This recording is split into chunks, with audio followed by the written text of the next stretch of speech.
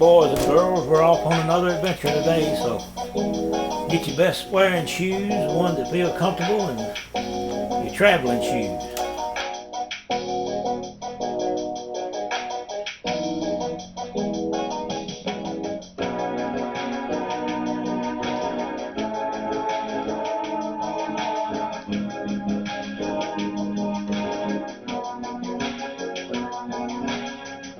Get your walking shoes on and get ready to go. Get my hat, my whip, my Discover card,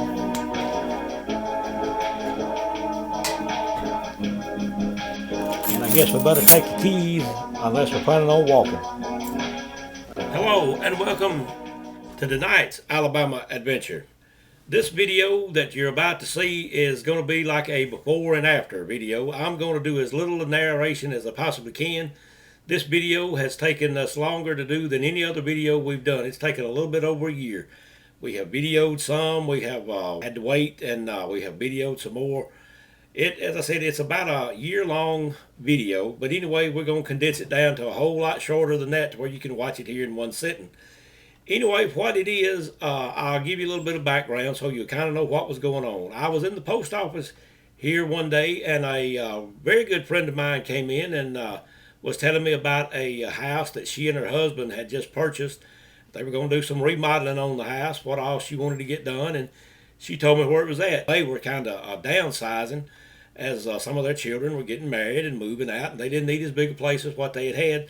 So they found this little house out in the country. It was surrounded by a very beautiful forest, and that was one reason that they bought it, because it was so peaceful and such a very nice place out there. Not very long after they purchased it, they found out that the forest down through there was about to be logged. It was going to be clear cut. And she asked me when was the last time that I was down that road where this house was, and I told her, well, it had been a few days back, and anyway, I was in that part of the county over there, and she said, well, if you want to see that forest, you better ride down it as quick as you can and make some pictures if you want to. And then that's when she told me that it was about to be logged. Now, I want you to understand, and I want the people who are condemning me for being an environmentalist, as I have been so much here lately. Not only that, a guy, I'll call his initials JW on YouTube, really condemned me for being old. But let me just say this to him: if you live long enough, you'll get old too. And it ain't no fun. It ain't no fun at all to get old. What I did is I went over there and I videoed this forest. Then I went back a few months later and I videoed it again after it had been clear cut. I'm going to do as little narration on this as I possibly can. There's going to be some narration on the video that I was doing as we videoed it and everything. But I also started this video at a welcome center in Valley, Alabama. And it's alongside I-85, where it runs in and out of the state of Alabama over into Georgia. The lane closest to you in the video will be the inbound lane to Alabama. I just went down there one day at random, and what I want you to do is just watch how many people are coming to Alabama and how few people are leaving out of Alabama. But anyway, I want you to sit back and watch this. I'm going to entitle this particular video, Welcome to Alabama the Beautiful. That's what may be on our state signs right now, the little slogan. It may not be. I hadn't been across the state line in several months now, so I don't know if they have changed the slogan on the sign or if they hadn't. But anyway, if you would just sit back and watch tonight's video, and as I said, I'll do as little as talking as I possibly can. However, after this video of the forest is over with, I'm going to come back and tell you about a man who back in the 1800s became an environmentalist. He really didn't know it at the time. He just enjoyed nature and he began writing about it. And he's the man that's responsible for us having national parks in this country. Not only in this country, but they spread around the world, all because of the work and the writings that this man did. He has a lot of good sayings about the forest that I may bring out at the end of the video. But if being an environmentalist offends anybody, I really don't care, as I used to watch wrestling and I used to like the Road Warriors, and one of their little sayings on there was, if you don't like it, we don't care. And that's about the way I feel about the environment. As I said, I know the trees have to be cut and the forest has to be cut by the paper companies and by the individuals who own it. I just wish we could cut it down to a percentage, so Bigfoot would still have a place to live along with all the other forest animals. And one other thing, as overcrowded and overpopulated as the earth is getting, we need as many trees as we possibly can to throw off oxygen. That's where our oxygen comes from. You don't go to eBay or some website and order oxygen. It has to come out of the trees. Now, I'm sure that most people think that that's the way it is. Well, we just order what we need, and we really don't know where it comes from or anything like that. But the outlook, I believe, with the younger people coming on is we don't need forests, we don't need national parks and that type of stuff. The national parks that I still visit are very crowded, especially on the weekend. So in years to come, what I'm thinking about, I won't have it to worry about because I won't be around anymore. I'm already in my old age, so if you want national parks and forests, that's fine. If you don't, that's fine, because like as I said, I won't be around to enjoy them one way or the other. But a lot of people now don't think that we need national parks and we don't need to get out in nature. But anyway, I'm going to quit running my mouth and we'll get on to the video, and I hope you enjoy it. So welcome to Alabama the Beautiful. And so now, as I've said a time or two in these videos, from the tail end of the Appalachian Mountain chain in the heart of the South, this is Alabama Adventures. We're at one of the welcome centers of Alabama right here on I-85. As you can see, the incoming traffic, everybody is trying to get to Alabama. You can probably hear there's just a constant roar of cars and trucks and vehicles coming from all over the world. Why?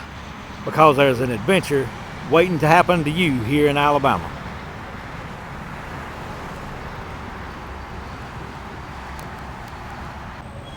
Now, as I said, this is one of the welcome centers, and here's the front of it. And right up here are the flags that have flown over Alabama ever since Alabama become a state. We can't see them too well right now. I can see the British flag and the Alabama flag and of course the American flag. But we'll have to look those up when we get back home to find out exactly what they all are. And let me walk right up here.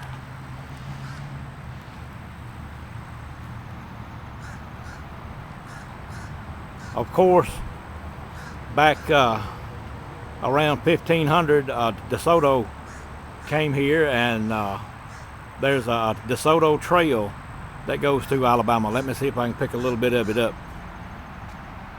here on the map. You can see it comes down through here and right up through there and then on into Mississippi.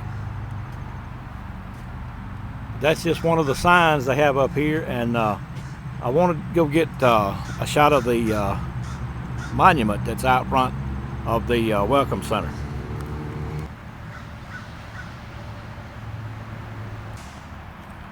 Here is the monument that stands just as you come into the state, right here in front of the Welcome Center we were talking about. It says, "Alabama, we dare defend our rights." Let me look around and see if there's anything on the other side. I guess it's the same thing all the way around. It's a very nice looking, very well kept place. Here's some more flowers and landscaping. In the background you can see I-85. It's full of little benches you can sit on and relax out here in your travel. There's pavilions where you can come picnic or rest or just whatever you need to do.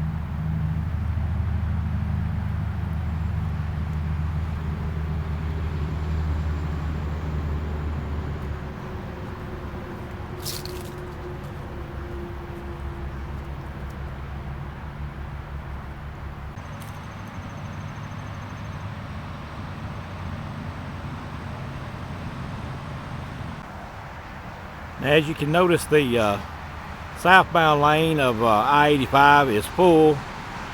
I noticed a while ago the gas prices were $2.80.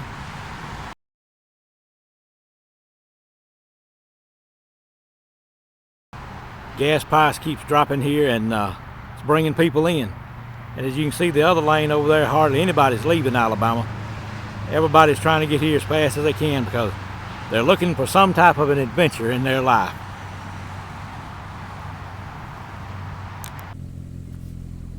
Okay, now here we are at Little Beaver Road, and I'll give you a shot of the forest right there. It goes down this paved road a long way, and it turns into a dirt road. But anyway, what I want to do is ride up the road and show you what a large tract of land is about to be cut. We're just going to video this the best we can, because we usually get run out from land where people don't want you to know what the hell's going on. So I'm just going to put the camera up here and video some of this forest.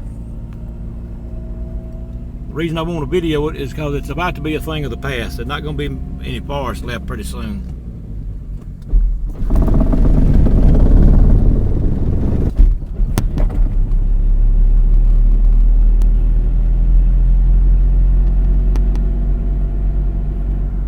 This is prime Bigfoot country right in here. We've been over here a lot at night, and there are a lot of Bigfoot in this area.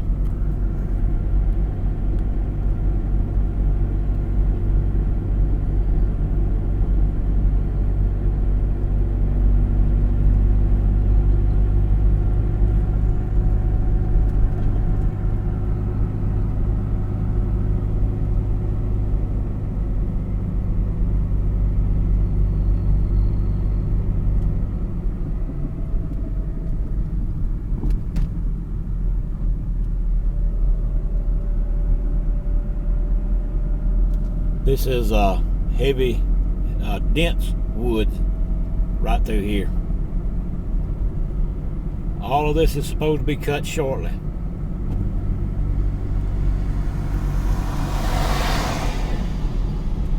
And here we are being harassed already.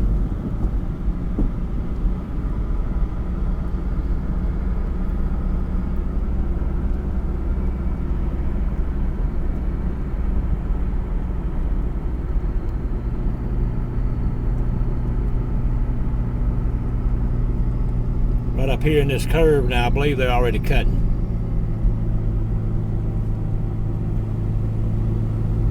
No, I guess it's the next curve.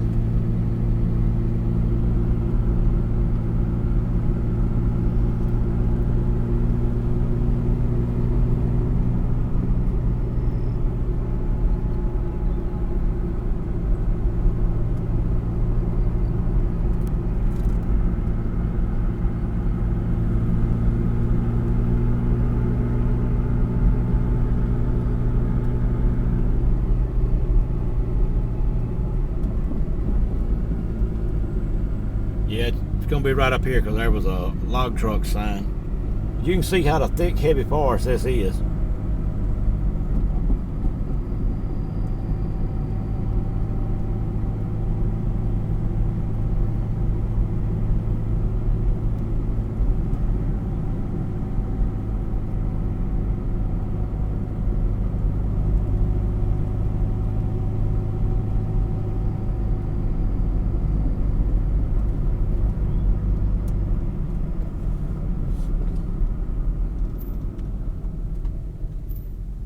Okay, now they've already began right there.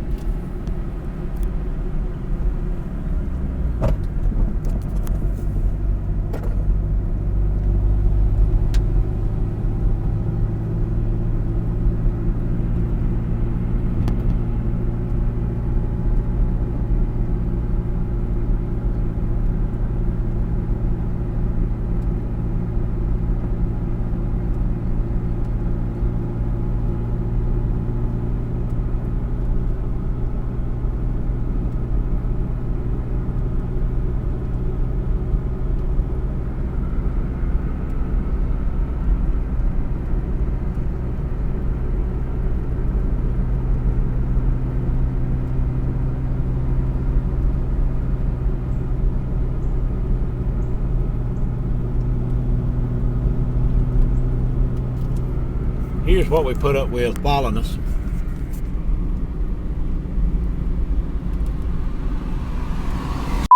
With his bright lights on bright, worried that we may see something.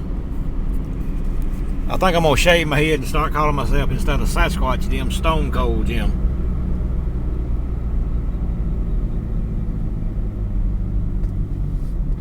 And then you come right on up here to this road. This is one big section of land here in Tallapoosa County. This is Old Wadley Road. Maybe you can see that. This is not the best camera in the world,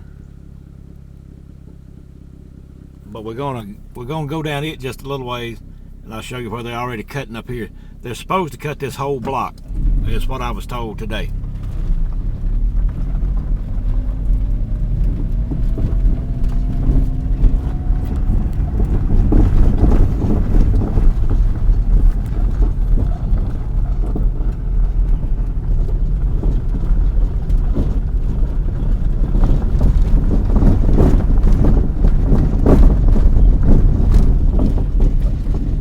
Tell the log trucks have already been in here because the road's getting mighty rough, and it'll pretty soon be impassable.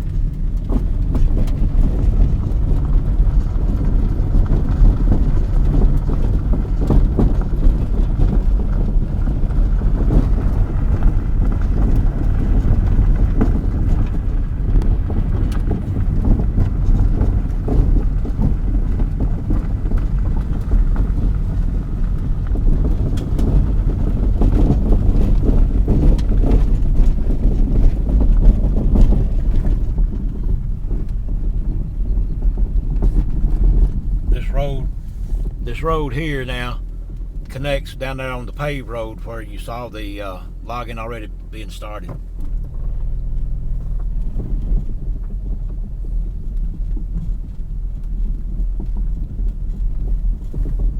So this forest here's days are numbered. Just a matter of time till nothing will be here.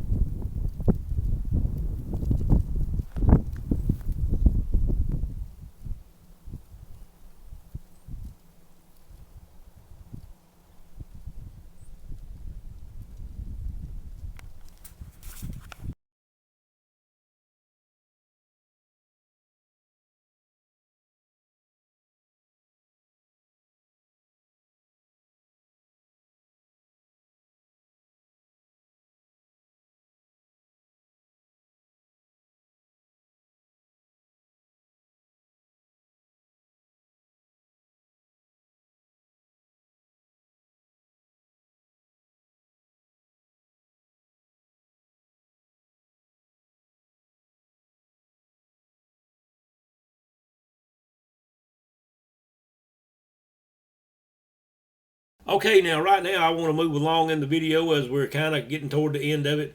I want to tell you about a man that I became familiar with here about a year or so ago. I received a letter from the National Arbor Day Foundation, and it had a little article in there about this man that I'm going to tell you about real quick.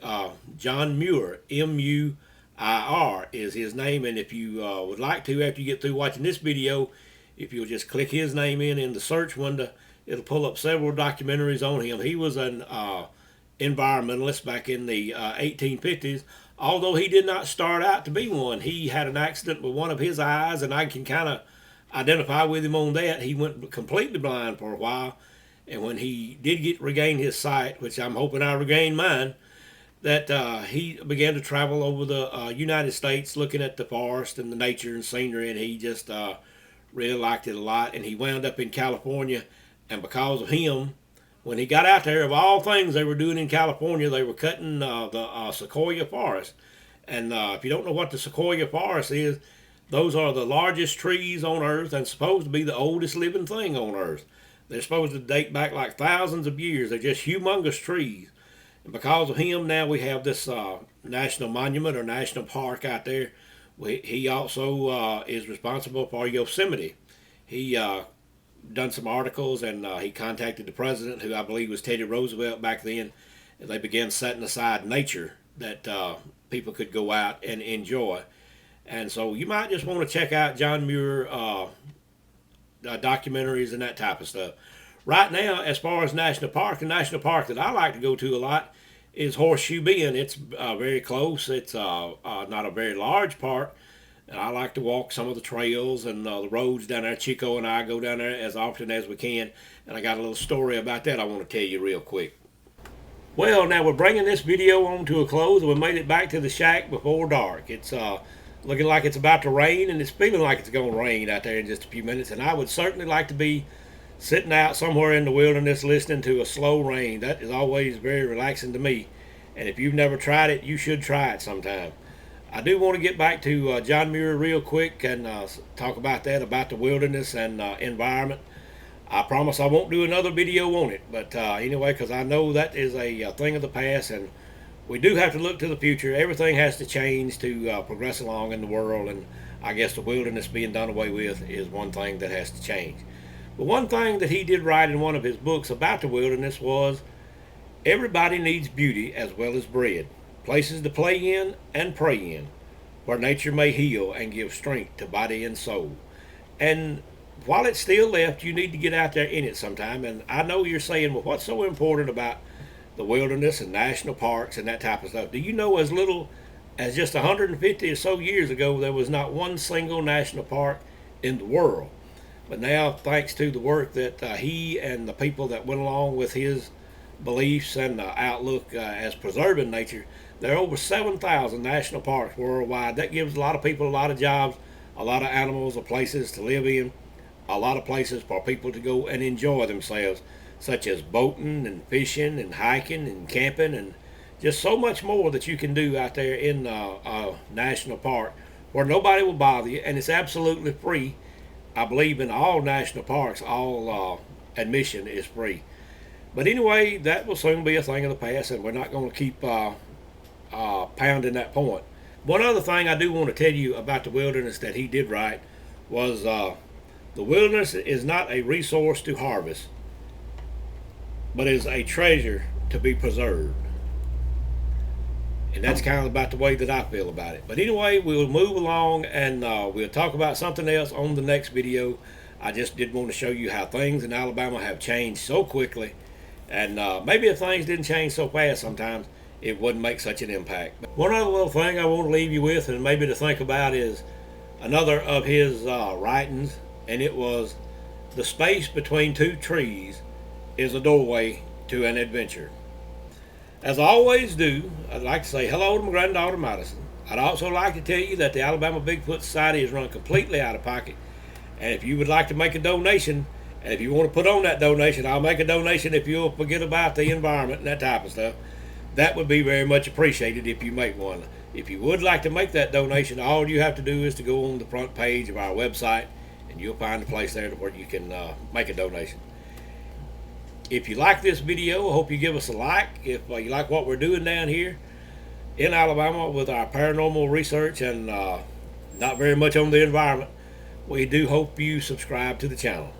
And I guess with all that being said, I'll be looking for you next time on the next Alabama adventure, getting close to Bigfoot.